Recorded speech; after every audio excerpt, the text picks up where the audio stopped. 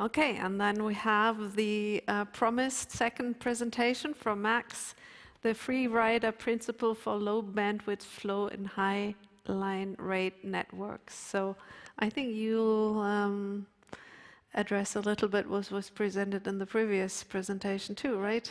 Kind of detailing it a little bit. Yeah, and that's not an accident in the order of how it was put. Actually, I gotta give you credit. The ordering of the talk is absolutely perfect. It is wonderful. My sincere congratulations for arranging these, because Kirsten has already read the title, and you will notice there is now 2 names on there, and one of them is a professor. And it says something about free thinking, no, free writer. This is going to be a little bit more, let's say, liberty-based. We've taken a few creative liberties of saying, what if you're not tied down by an OEM? What could you do in an automotive network? And took a little bit of freedom there. So thanks to Ja for participating in both of these. Actually, this is secretly a talk about zonal architecture. And it didn't say in the title, but obviously somebody read the slides beforehand and placed it after a talk about zonal architecture. So I'm going to talk quite a bit at the beginning about zonal architecture. We're then going to go into a little bit of a repetition about bandwidth, because when I created these, I was not quite aware I was going to give these within 3 hours of each other or 2 hours of each other.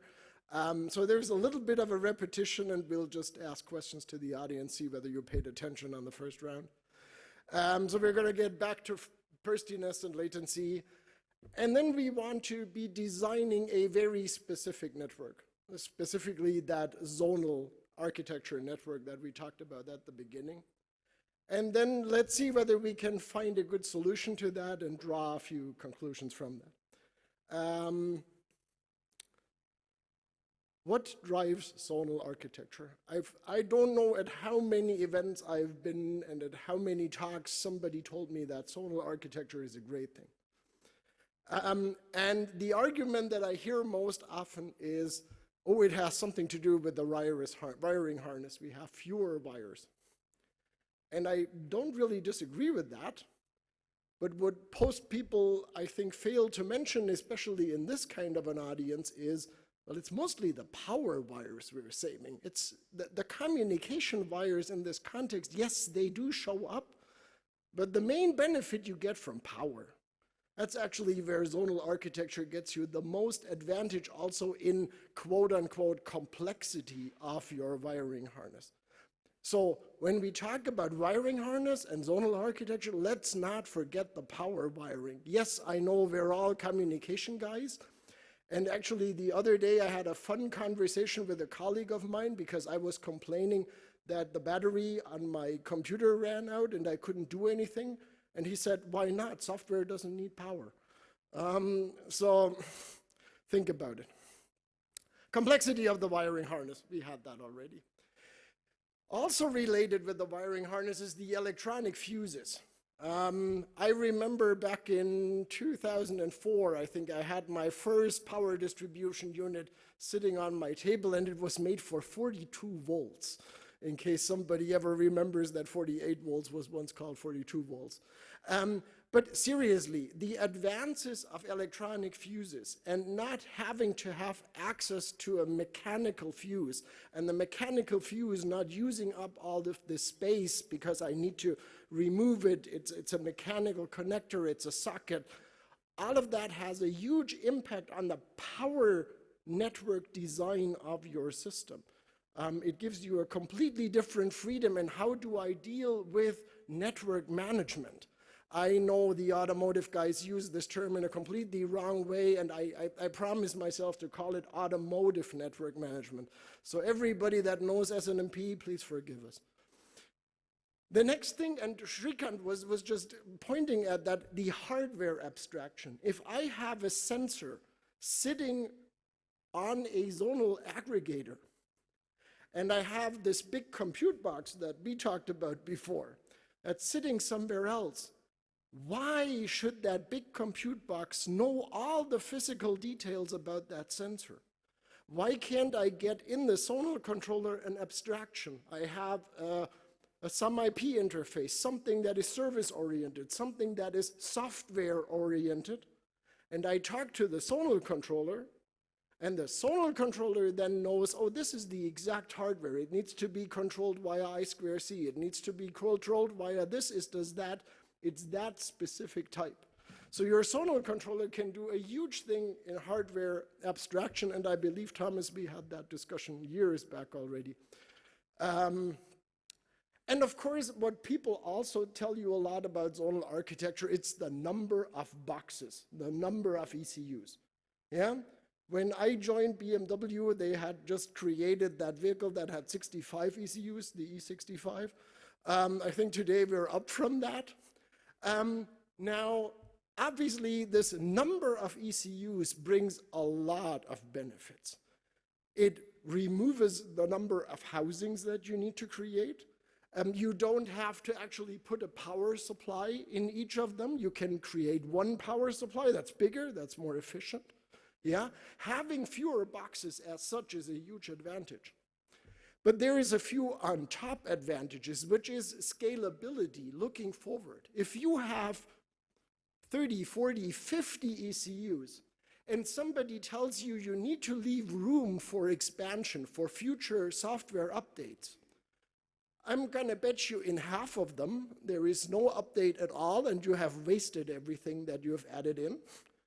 In another half of them, there is probably way too little, and you're gonna be redesigning the whole box because you left way too little space. And in the rest of them, you do a little bit of update, but you're never using whatever headroom you left in it. Now, if I do that in 5 big boxes, then I'm not dependent whether it happens in that box, in that box, in that box. It evens out. It's kind of an averaging. And I can put my add-on in that one box and use it way more efficiently. And where this really kicks in is the whole question of software update. I've been part of the team that did DOIP and the high-speed vehicle flash system in BMW. If we had the option to put duplicate flash into our boxes and just update the flash while the whole thing is running, and the whole update process that today involves erasing the flash, checking, yada, yada, yada, and we all need to do it in time because the battery is running out because we do this as software over the air update. If we can do this in parallel, and then when we agree that all ECUs have the appropriate update, we just reboot everything from the second image, wonderful. Do you want to put a duplicate NVM into 50 boxes? No, you don't. But if you have 5 or 10 boxes, you might actually be willing to do that because it suddenly becomes viable from an economic perspective. Yeah?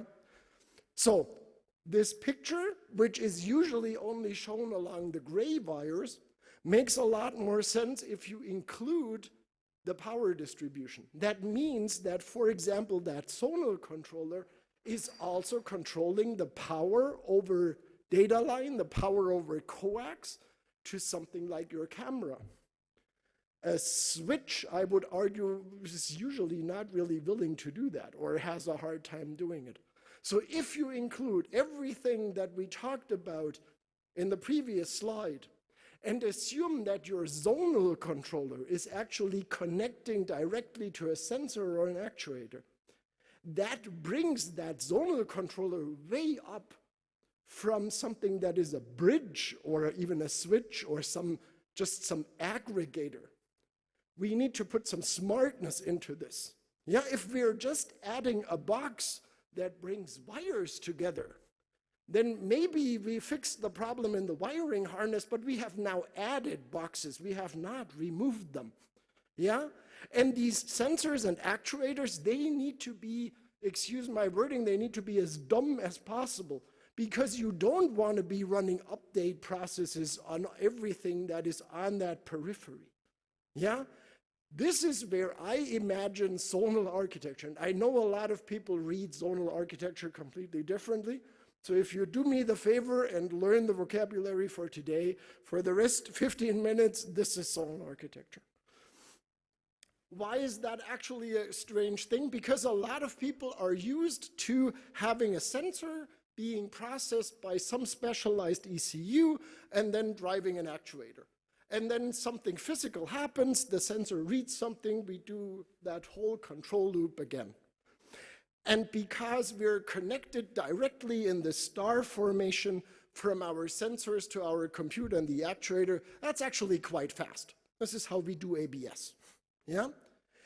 If there is suddenly a zonal controller and a network in between to bring that sensor input and that actuator output to and from a central compute, things look different. And I talked to a gentleman before about bringing in higher bandwidth. Yeah, of course, sure, I can bring a high bandwidth link into that network. But why? What's my motivation of bringing in higher bandwidth links that obviously cost more money just to get the latency down? Our vehicles, let's be honest, somebody said it in a talk before, driving a vehicle is not a very data-intensive task. You have a steering wheel angle and you have like 2 pedals. There's not a lot of information that you, as a driver, are communicating to the vehicle. And yes, you're listening to some audio, and I don't know, you use 10 plus 7 or whatever, and extra subwoofer under each seat, and I don't know what. And then yes, we have 5G now. We can deliver, I don't even want to know how much data to every telephone. Actually, here it's working halfway decently. The actual control traffic is minute. I would almost say it's non-existent. We have a few smart sensors. If we have like a line departure warning camera, or we have an object detection camera, then we have these object lists, and yes, they're probably amounting to something. But I would argue the vehicle, the vehicle as I show it to you here has probably less than 5 gigabit of data overall. Yeah? But Christoph is shaking his head, and rightly so, because he's going to say, you forgot something. You forgot cameras. Exactly. And on purpose. I didn't forget them accidentally, because you saw a slide before, I'm not sure whose talk it was, where you saw the zonal architecture. There was a ton of sensors on the zonal aggregators, and then there was 3 cameras in the middle going down their extra path. But the cameras are the key to this system, because I would almost argue, depending on the car, adding a single camera duplicates the number of gigabits that you are transmitting in that vehicle. Yeah? If you add a 3.1 megapixel camera, or even 2 of them, I think you're almost way beyond everything that the car had before you added that camera. Yeah? So cameras are our friends when it comes to selling high bandwidth links. And again, I work for a hardware company. Yeah? So if we can somehow include the cameras into this system, and we can make sure we actually build zonal architecture, meaning we're connecting everything at the border, at the outline. We're not connecting stuff suddenly in the middle. Everything that is in dark gray on the left-hand side doesn't connect anything except the aggregators. Yeah? And whether there is 2 tiers of these or whether there's 3 tiers of these, doesn't really matter. It's all in the detail. The important thing is we have the aggregation of the low-speed information on the outskirts, and we have the cameras connected to our zonal controllers. And we bring the cameras into this system, and we bring the camera system into the camera data into this system. And now suddenly, if you want to aggregate 1 or 2 or 3 cameras on each of that zonal controller, suddenly the justification for having a 10 gigabit link is easy. Because there is 2 cameras on there, they already eat up 5, 6, 7, whatever gigabit, depending on your resolution. Yeah? So suddenly the network that is drawn in here is no longer that crazily unrealistic, although the crazy guy and the professor drew it. Yeah? So let's check again what is our traffic. And I was fiddling around whether this should be in the previous talk. But I would argue, like we said before, most sensors have kind of a physical limitation to their periodicity of data generation. Sensors have a tendency of generating data in a periodic and somewhat scheduled manner. Yeah, it's just in their nature. If you look at an AD converter, that's just what it does. Yeah, a microphone. Then we have safety relevant communication, and I always hear about this one brake message that needs to go through the network to brake the car. Guys, if this is an important traffic, then I want to know whether the sender is even alive. So I'm sending this information that whoever detects that we need to brake is still alive, and I'm sending that periodically. And I add in an alive counter, I add in a CRC and whatever. The really important safety traffic is not single messages. It is periodically transmitted in order to allow for checking of aliveness of the talker and the receiver potentially. Because maybe in my safety system, I also want to know whether somebody is listening actually. Because otherwise that message is just pointless, right? And if I don't know that the transmitter isn't alive, I'm not waiting for that one message. What else do we have? We have people pressing buttons. We have this event-driven traffic, but I would argue it's minute. And then we have the TCP traffic that we talked a lot about an hour ago about, but that TCP traffic enters the vehicle at very distinct points where there is potentially quite a bit of compute and quite a bit of memory. So there is no need in pushing that through the network. I can actually hold that up and say, hey, hold on a second, there is actually video traffic going here. You can't have the bandwidth right now. So again, we want to make sure that stuff like that is not retransmitted. And what we now learn again from that is we need to shape and police all flows. And Christoph, to your previous question, no, I don't know which are wrong, but I need to make sure I limit it to the right rate, because otherwise everything else will go wrong as well. And if I do it at the talkers, in the middleware, in the COM stack, in my initial NIC, then I don't need to carry that load through the whole network. And I'm way behind in my timing, by the way. One problem that we usually have is this burst accumulation if I have traffic entering into a link and then leaving the traffic on the switch on the next link. This is a very, let's say, unfortunate network configuration. But if you look at what we designed our zonal architecture to be, that is not supposed to happen. But that also means that we don't need to look out and fix it and try to sort of prevent it. But this is what we definitely don't want to have. We don't want to have traffic getting in the way, bunching up other traffic, I need to step back here, and then holding it up and creating latency. So the first question is, again, what is latency? And you've already learned that in the last talk, so I'm just skipping over that. So how can we classify flows? Well, we classify them basically in what we already know from the ATS. We say they have a certain average rate, which is usually here in lowercase letters, and then they have a burstiness, meaning how much buffer will they occupy, and that is what is usually denoted here as uppercase letters. And then we want to qualify these flows into two categories at the bottom. We call a flow a fast flow if it makes up a relevant portion of the line rate. Think of the camera. And we call something a small flow if it doesn't make up anything useful of the line rate. For example, a CAN message on a 10 gigabit link. Yeah, or a LIN message, or whatever you want to transport from your zonal controllers.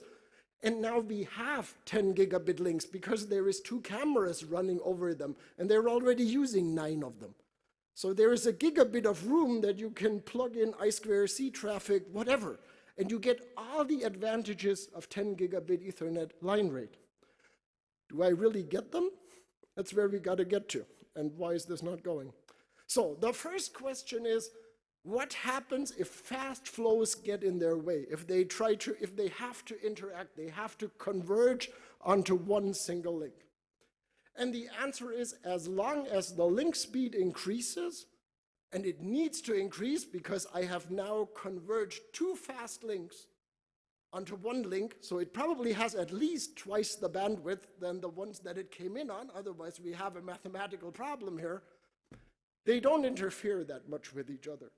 Because I have increased the bandwidth, packets are suddenly a lot smaller. This works rather well. You don't add up a lot of latency in this case. What is more important, somebody else gets the advantage too.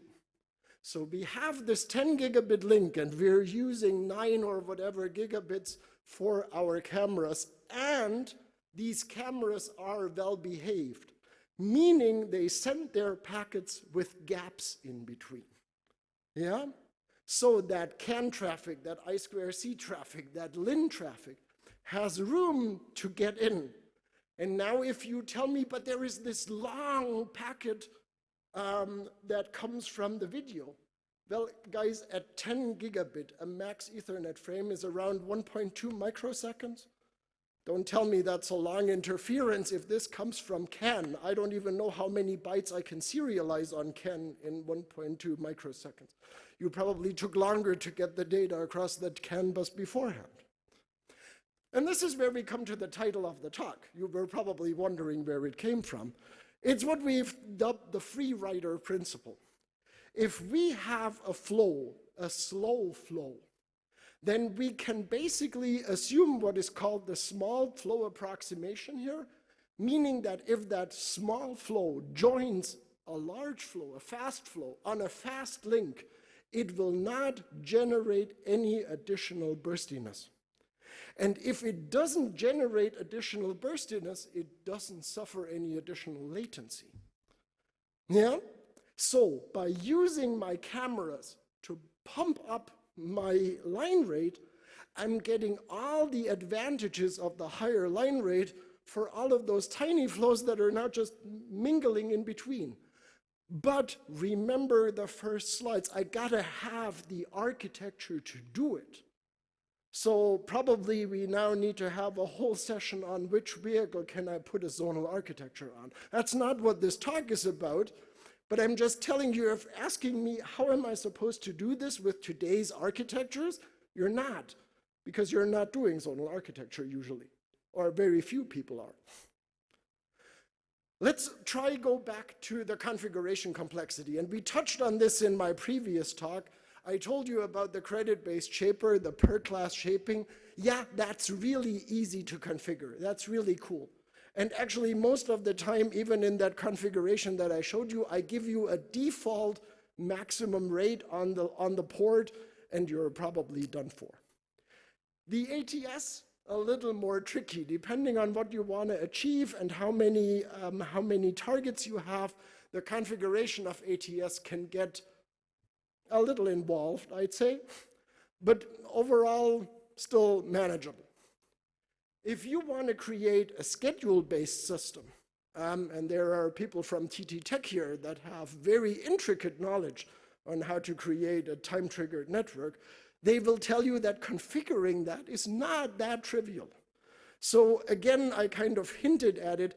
I think the time-aware shaper adds an NP-hard problem in having to calculate a schedule, and I'm not convinced it delivers the kind of benefits that it actually takes in terms of the configuration complexity. And since this is the last talk, I can get a few minutes extra. Thank you. Zonal architecture allows you to build a small network. There is no need to build long daisy chains because you have put all your sensors onto your zonal controllers, and then you're wiring your zonal controllers into the central network, and there are not that many hops. Remember, the whole point of zonal architecture was having fewer boxes. So putting hops in between is kind of not what you were looking out to do. So now we have a small network, and this is what I hear a lot in the IEEE. When I say, let's do it this way in 1DG, they tell me that's not going to work if you have 60 hops. And I go, yeah, then please write it in 6802, because that's where we have 60 hops and more. But for automotive, especially if somebody tells me they do zonal architecture, I don't have 60 hops. Yeah, I have maybe 4. And that's, I think, already way many if you take zonal architecture seriously. Yeah? So now we're back to, well, if my talkers are well behaved, I have very few hops. A lot of people will agree that this burst accumulation, where a lot of people are concerned in these long chains and then I accumulate the bursts, they are a problem. Yes, in large networks they are, I agree with you. But if you do zonal architecture, you don't have a large network. So if you shape at your sources, and by the way, shaping at the source, that reduces your configuration complexity drastically, because that source knows what it's doing. I don't even need to look at everybody else. I need to know what I do, and I need to configure my output appropriately. Yeah? And then if you feel you want to flip a few things around just for kicks, then use a little bit of priority. But again, prevent loss of data, especially for your best effort traffic, because that's going to get retransmitted. And shape and police at your talkers, because then your network doesn't have to fix the problems that you have created at the very beginning. Sorry for the overrun. Cameras and zonal controllers give you two things. They give you a small network in number of hops, and they give you huge line rate between those. And with those, that enables what we have dubbed the free rider principle. It allows you to basically transport these small packets that everybody is concerned about for free. They get every advantage of the 10 gigabit Ethernet, and they just flow along. But you need to make sure that you shape the high line rate traffic in order to leave those gaps. If you're bursting out a whole video image as one frame burst with jumbo frames, of course, that's not going to work. You need to keep your high line rate traffic in check, but you can do it at the talkers. And then you get low configuration complexity plus millisecond latency, and you can use the model that I presented in the previous talk to do it. And sorry, Thomas, but you actually get rid of the configuration complexity of the NPDU feature, because I can now send 64-byte frames on a 10 gigabit link. Seriously, they don't take up any space.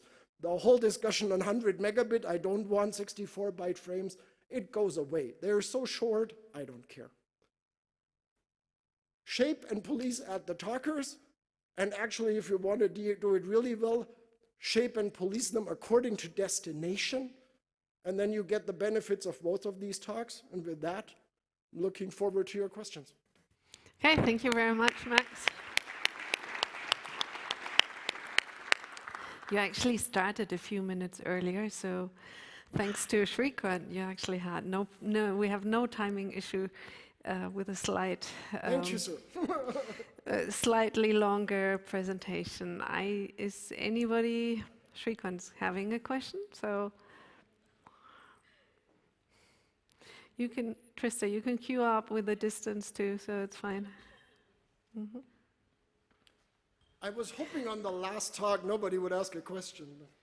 No, but I think, Shrikant, before you start, what actually happens is I think that what Max said is that your wheel sensor traffic will just flow through without any delays. That's absolutely right. And I think one more thing that Max pointed out was the free rider principle can easily apply to the configuration of your fuses, electronic fuses. And I am glad you brought that up.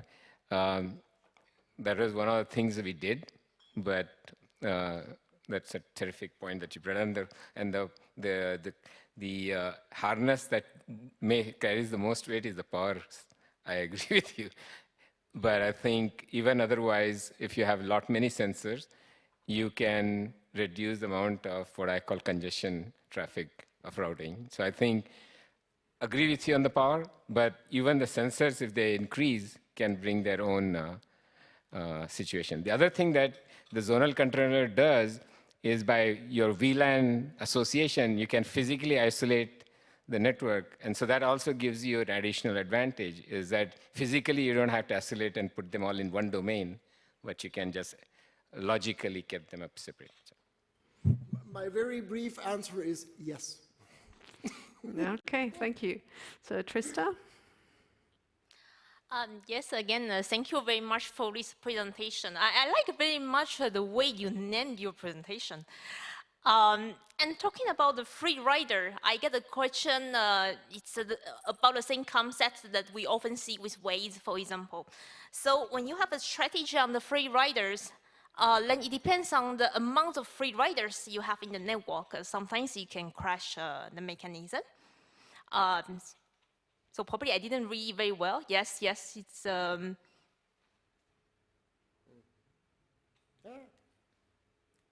Yes, so the question that I have is mainly when what kinds of a ratio between the amount of free riders and the big message or bursty messages that's in the network can suppose such kinds of studies. Have you ever looked at such kinds of context? I can't give you sort of a case study or something like that. What I'm arguing on is, what I'm showing on this slide is the whole vehicle. Whoops, sorry. This here is per camera link. So I think you can increase the free riders by a large amount across the vehicle before you reach anything close to 2 gigabit. I mean, what wheel speed sensor is generate 2 gigabit of data? What microphone is going to generate 2 gigabit of data? I don't know, maybe my fantasy is just not good enough and you have a few good ideas, but I don't know how a sensor that is not an imaging sensor, and take the term video and camera here in the broadest sense. This obviously also applies to a LiDAR if you actually transfer the LiDAR image, if you're not doing object detection at the edge.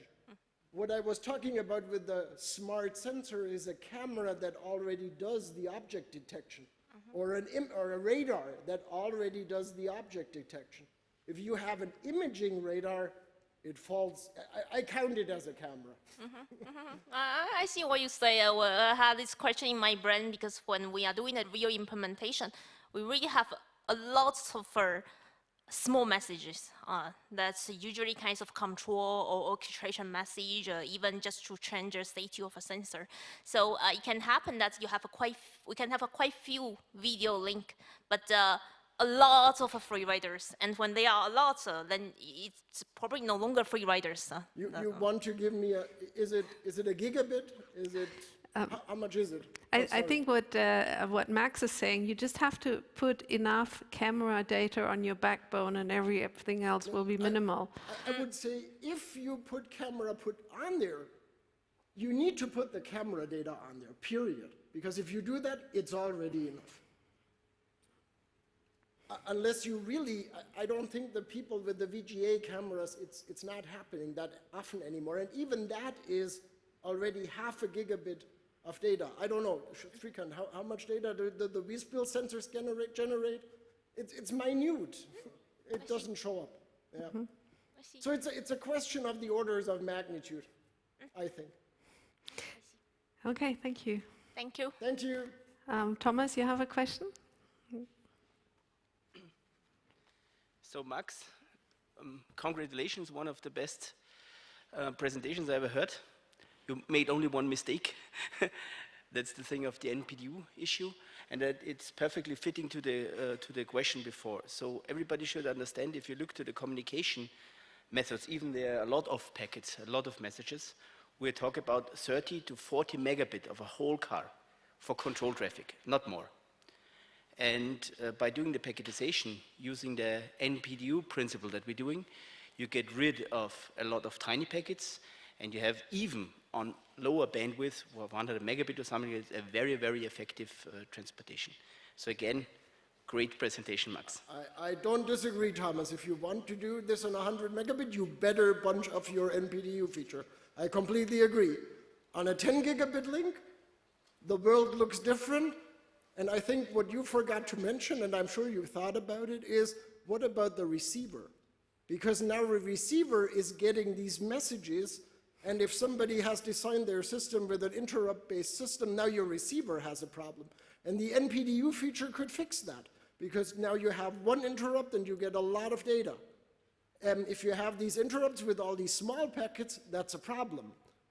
Now, why did you configure this as an interrupt system? Why didn't you use something like DMA or similar projects? So there is other solutions to that problem, but I think overall, depending on how we build the system, we agree on the two solutions. Okay, Max, thank you very much, and thanks to the audience for the questions. Thank you, and thanks for arranging the talks like that.